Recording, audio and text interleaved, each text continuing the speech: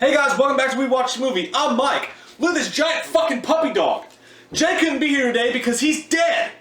Not really, he's just a douchebag. Not really, he had to work. Well, he is a douchebag who had to work.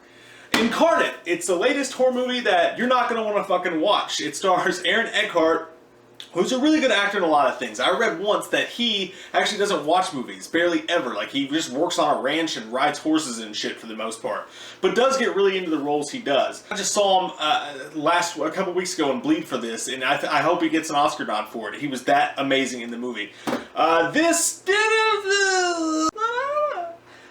Even though they're not marketing for it at all, because Aaron Eckart's in it and it's Blumhouse, I think, maybe it has a chance. It may be okay. I mean, he's a guy who takes his work pretty seriously, but then there was that fucking Frankenstein movie. It's directed by Brad Peyton, who the trailer leads you to believe, director of San Andreas. Like, that's the fucking good part of it? Really? Like, San Andreas was like, okay, but I'm not like, oh, fuck, we gotta go see the San Andreas guy's next film. You know, that shit's gonna be crazy.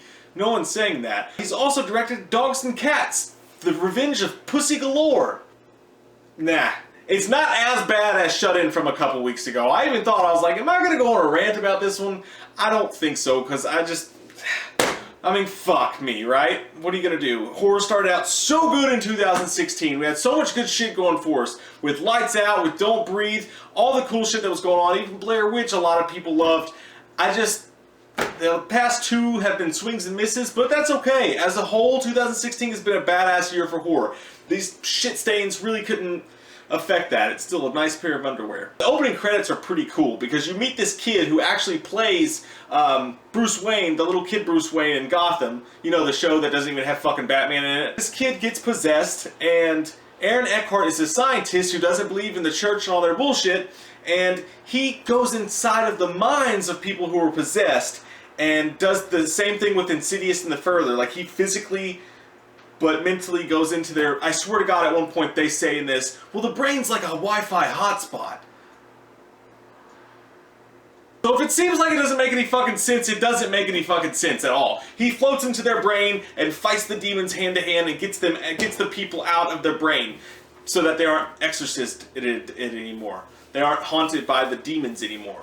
It's fucking stupid. Who cares, right? It's a horror movie. If they make it cool inside of a new spin on the Exorcist movies that we get 76,000 times every 2 weeks, then it'll be fine. But they didn't. This is a movie that disguises itself as a horror movie, but what it is just a bad thriller. There's not a single scary moment in the fucking movie at all, which is the number one thing that matters when it comes to horror movies. Is it scary or is it really funny and gory? And it's none of those two things. It's not even suspenseful, but the last act saves a little bit of it because there's some action-y type stuff that goes on and you get a little bit interested in the character, but up to that point, like, you can see everything coming from 10 steps ahead. I mean, for one, the kid's fucking killing people left and right, and they just, like, move on. Like, no cops were called, there's no cops, nobody's fucking character intentions make any sense whatsoever. Like, what'd you do, take the dead body and put it under the fucking sink? You don't just go find a hobo in a wheelchair who's drunk and upset but says he can go into people's minds and go, oh, he'll fix the problem. It's not my kid that's fucking snapping chicks' necks left and right around here. Like, what the fuck? But I like the actors and the actresses in the movie, so I'm going to be really nice about it, and I'm going to give them a 4, because there was no real bad performance in it. It's just, what a shit script and shit movie, and I can't believe anybody actually signed on to do it. It's just extremely boring, and it's not scary at all. And it's really, really predictable, and there's just not much good. Other than The Exorcist, what is your favorite exorcism movie of all time? Comment down below, let me know. I love your fucking faces, and if you're new to the channel, click that subscribe button and get some goddamn wham up in you. We got a lot of great videos coming up this week, you guys. We just did a Netflix playlist video that's going to be releasing. You got to watch that. We just went through and we recapped the entire Halloween 3D script for the movie that was never released. Talked about it and recapped that. That'll be up soon, so make sure you subscribe. We love your fucking faces!